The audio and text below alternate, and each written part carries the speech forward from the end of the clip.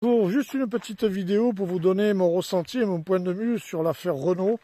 Vous savez que cette entreprise a proposé au gouvernement de Macron de fabriquer des drones pour l'armée ukrainienne et pour financer la guerre au profit de Zelensky.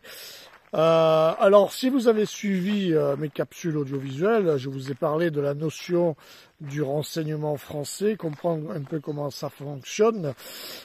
Mais rappelez-vous que pendant la guerre, surtout la Deuxième Guerre mondiale, beaucoup d'entreprises françaises industrielles ont collaboré avec les nazis pour fabriquer du matériel militaire. Et à l'époque, on disait que ils n'avaient pas le choix, ils étaient sous occupation et qu'il fallait un peu qu'ils exécutent. Là, on a l'inverse qui s'est passé avec Renault, c'est que Renault a proposé ses services et moi j'ai toujours mis en doute ce qu'on nous raconte, on va dire au profit de l'histoire. Hein. Vous savez, ces personnes qui se font passer pour des justes ou des résistants, alors qu'on sait très bien qu'en réalité, dès que le néonazisme est tombé, beaucoup se sont incorporés justement dans la société civile et ont octroyé je veux dire, diverses consignes aux cellules pour occuper les postes les plus importants du pays, que ce soit la poste, les chemins de fer, la télécommunication, les structures, on va dire, d'État, etc. Donc Renault, on a eu la preuve aujourd'hui que dans son histoire, qui a elle aussi été obligée pendant la Deuxième Guerre mondiale de faire on va dire des marchés avec le néonazisme sous l'occupation.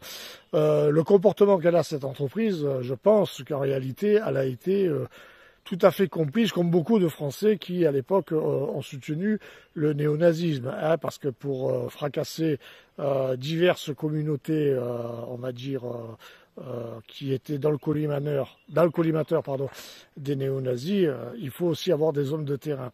Et on a une preuve vraiment parfaite du comportement de Renault. Et malheureusement, ce n'est pas la seule entreprise qui est dans ce cas. Hein, parce qu'on critique Emmanuel Macron. Moi, comme je dis toujours, c'est la conséquence. Hein, celui qui a fait le switch s'appelle Nicolas Sarkozy, car lui, il est vraiment venu pour changer les nouvelles doctrines, hein, au profit d'une entreprise qu'on appelle BlackRock, hein, qui est cette mode de guerre spirituelle, hein, où l'objectif est de reprendre un peu le contrôle, exterminer certaines races, hein, et après imposer une nouvelle doctrine, puisque la vision de ces gens-là, c'est réduire la population mondiale à 500 millions d'individus. Hein, et ça, bon, pour ceux qui connaissent bien le renseignement et le projet de la CIA, tout le monde le sait. Alors, moi, je vous ai dit aussi dans d'autres capsules qu'il fallait avoir la notion de renseignement et bien comprendre comment ça fonctionne. Aujourd'hui, si la Macronie impose des doctrines et que ça ne bouge pas, c'est parce qu'ils ont énormément de ramifications sur le terrain et ces structures malveillantes sont dans toutes les sociétés, hein, qu'elles soient à la Poste, à Pôle emploi, à la CAF, dans certaines entreprises, au milieu associatif, dans les ONG, il y a toujours un ou plusieurs éléments qui en réalité travaillent pour, on va dire, la cellule mondiale, hein, pour la Macronie. Hein, c'est pas parce que des personnes dans les entreprises vous disent oui, je suis contre le système et qui vont tirer des pavés contre les CRS, sont forcément des gens qui sont de notre côté. Hein, ça s'appelle les honorables correspondants. Ils sont dans la masse, ils font beaucoup d'analyses, ils transmettent énormément de données. Hein, et le jour où il faut enclencher, on va dire, la guerre, eh ben, ils vont, avec beaucoup d'intelligence, vous dénoncer, vous neutraliser, etc. Donc c'est pour ça qu'il vous appartient de créer vos cellules dormantes, hein, de mettre des dictaphones, de vous renseigner aux gens que vous côtoyez, que vous fréquentez, de bien observer leur attitude, leur comportement, car c'est un pays qui de toute façon est en train de sombrer et le comportement de Renault nous montre à tel point qu'une partie des Français ont collaboré avec le néonazisme et sont en réalité des soutiens à Emmanuel Macron.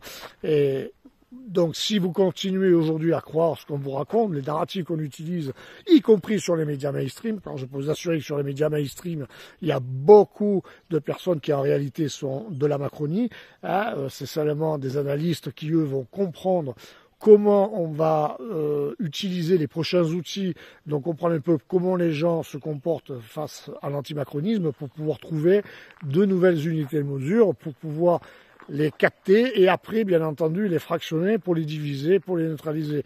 Mais beaucoup dans les médias mainstream, aussi bien que dans les médias qui sont sur YouTube ou autres, sont en réalité de la CIA internationale. Ils sont dans le système et ils participent judicieusement à cette destruction qui est, on va dire, la fin d'un modèle sociétal que nous sommes en train de vivre aujourd'hui. Donc faites attention à ça. Mais c'est vrai que l'affaire Renault est vraiment significative de ce qui s'était passé déjà pendant la guerre, la Grande Guerre, cette fameuse Grande Guerre où on nous vante les vertus de certains généraux. C'est de la poudre de perlimpinpin. En vérité, il y a eu beaucoup de collabos, et ça, tout le monde le sait. Mais aujourd'hui, on a les résidus, les petits-fils de ces mêmes collabos, qui sont en réalité membres de la franc-maçonnerie, de certains cercles intellectualistes, de la CIA, etc. Donc, certains syndiqués, mais maintenant, vous commencez à comprendre le système, dans les ONG, dans les associations de terrain. Allez vous renseigner dans les associations de terrain, comment ça fonctionne, mais même certains salariés de multinationales, n'oubliez pas que vous avez une entreprise comme Thales, et ceux qui sont ingénieurs chez Thales, ils sont très heureux. Aujourd'hui, ils fabriquent des puces pour faire des missiles, on tue des Palestiniens, on tue des innocents, ils sont très très fiers de ce qu'ils sont devenus. C'est à vous de réfléchir, mais moi je vous dis un bon conseil, mettez les dictaphones, faites du renseignement, observez, regardez vraiment la réalité du terrain, parce qu'on est dans une guerre et le jour où ça va péter, beaucoup vont être pris dans les pièges de ces structures malveillantes. Voilà comme quoi il faut bien regarder les comportements de certains industriels. Renault nous a montré la preuve qu'en vérité cette entreprise n'a pas été victime du néo-nazi, elle a surtout été une partisane opportuniste pour soutenir le néonazisme. Alors, pour faire du fric, mais aussi parce que je pense que philosophiquement, Renault est aussi une entreprise qui, ce sont des industriels, ils sont tenus par les cercles philosophiques malveillants dans la franc-maçonnerie, etc. Faites attention. Bonne journée.